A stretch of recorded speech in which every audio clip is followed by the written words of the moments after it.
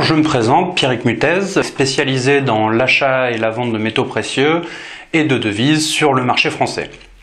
Tous les lundis, j'aurai le plaisir de vous présenter dans des vidéos des comptes rendus relatifs à l'état du marché des métaux, en espérant vous éclairer sur les tendances et vous conseiller sur les opportunités d'investissement.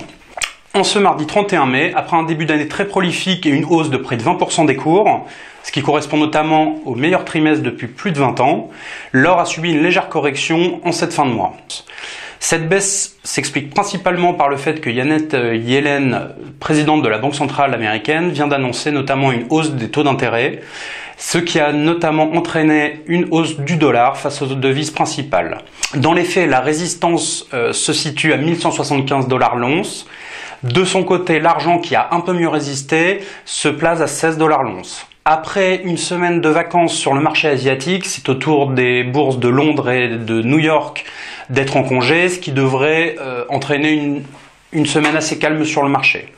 À moyen long terme, les facteurs économiques mondiaux nous laissent entrevoir une très belle perspective sur les prochains trimestres.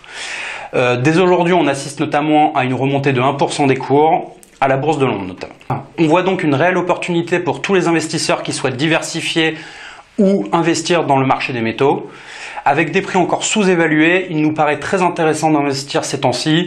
On va parler notamment d'investissement sur les 20 francs Napoléon ou alors les 50 pesos qui possèdent de très faibles primes. Les budgets un peu plus élevés, on partira plutôt sur des lingots de 1 kg qui d'eux-mêmes ont une prime très faible et un très bon rapport or-prime. En vous souhaitant une excellente semaine.